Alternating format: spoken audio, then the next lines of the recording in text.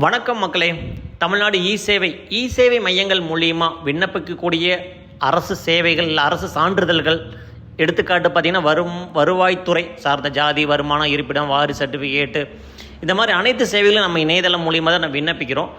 விண்ணப்பித்துட்டு அதுக்காக பார்த்திங்கன்னா உங்களுக்கு ஒரு எஸ்எம்எஸ் வரும், விண்ணப்ப எண் வரும். ஸோ இதை உங்களுக்கு எப்படி ஸ்டேட்டஸ் செக் பண்ணுறது ஃபஸ்ட்டு, அடுத்து அப்ரூவ் ஆயிடுச்சுன்னு சொன்னால் நீங்களே ஆன்லைனில் டவுன்லோட் பண்ணிக்க முடியுமா, அதாவது நான் வெளியூரில் இருக்கேன், நான் திருப்பி அந்த இ சேவை மையத்துக்கு வந்து தான் எடுக்கணுமா அப்படின்னு கேட்டிங்கன்னா அப்படிலாம் எதுவுமே கிடையாது. ஸோ அதை பற்றி விளக்கும் காணொலியாகத்தான் இந்த காணொலி. ஸோ இது போன்ற நாள்தோறும் நல்ல நல்ல செய்திகள் நம்ம மக்கள் இ சேவை யூடியூப் சேனலில் நாள்தோறும் வெளியிட்டு கொண்டே இருக்கிறோம்.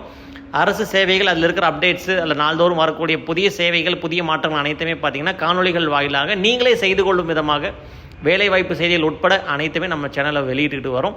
ஸோ இன்றைக்கி செய்தி, அதாவது அரசு இ சேவை மையங்கள் மூலியமாகவோ இல்லை சிட்டிசன் லாகின் பயன்படுத்தி நீங்கள் ஒரு சேவையை விண்ணப்பிச்சிருக்கீங்க. எடுத்துக்காட்டு பார்த்திங்கன்னா ஒரு ஜாதி சான்றோ, வருமான சான்று, இல்லை வாரிசு சான்று அப்ளை பண்ணியிருக்கீங்க. அப்ளை பண்ணதுக்கு உங்களுக்கு ஒப்புகை சீட்டு கொடுப்பாங்க. ஒப்புகை சீட்டு கொடுத்தோன்னா அதில் ஒரு நம்பர் இருக்கும், இந்த மாதிரி TN- இதுதான் உங்களுடைய விண்ணப்ப எண். ஸோ இந்த விண்ணப்ப எண்ணிலேயே நீங்கள் என்றைக்கு விண்ணப்பிச்சிங்க அப்படிங்கிற அனைத்து தகவலுமே இருக்கும். இந்த 7 அப்படிங்கிறது வந்து ஒரு சர்டிஃபிகேட்டுக்கான ஒரு கோடு நம்பர் அப்படின்னு வச்சுக்கலாம். இப்போ 7ன்னு இருக்குது அப்படின்னு சொன்னால் இது வந்து ஒரு வாரிசு சான்று.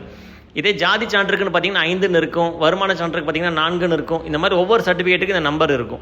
அடுத்தது எந்த ஆண்டு விண்ணப்பிச்சிங்க, எந்த மாதம் விண்ணப்பிச்சிங்க, அடுத்தது எந்த தேதியில் விண்ணப்பிச்சிங்க அப்படிங்கிறத இந்த கணக்கு. இப்போ 2025ஆம் ஆண்டு 8வது மாதம் 8வது நாள் இந்த சீரியல் நம்பரில் விண்ணப்பிச்சிருக்கீங்க. இதை கொடுத்து நீங்கள் சர்ச் கொடுத்தீங்கன்னு சொன்னால் இந்த அப்ளிகேஷன் என்ன நிலையில் இருக்குது அப்படிங்கிறத நம்ம தெரிஞ்சுக்கலாம். ஸோ வாரிசு சர்டிஃபிகேட்டு ஸ்டேட்டஸ் வந்து அப்ரூவ்டு.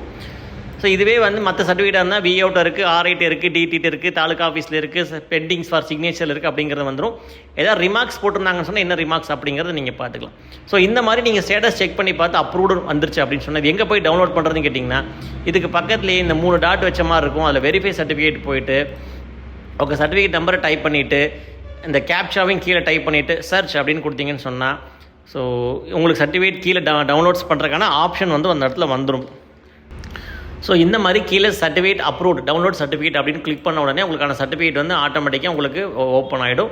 ஸோ இதில் என்ன பிரச்சனை அப்படி வரும்னு சொன்னீங்கன்னா இந்த க்ரீன் கலர் டிக் மார்க் எப்படி கொண்டு வர வைக்கிறதுன்னு சொல்லி நம்ம ஒரு வீடியோ, இதுக்காகவே தனியாக ஒரு வீடியோ போட்டிருக்கோம். அதையும் பார்த்து பயன்பெறுங்கள் மக்களே. இந்த பயனுள்ள செய்தி எல்லாத்துக்கும் ஃபாலோ பண்ணுங்கள், ஃபார்வர்ட் பண்ணுங்கள். தேவையானவர்கள் இதை பயன்படுத்திக் கொள்ளட்டும். வேறு புதிய செய்திகளை உங்களை நான் சந்திக்கிறேன் மக்களே. நன்றி, வணக்கம்.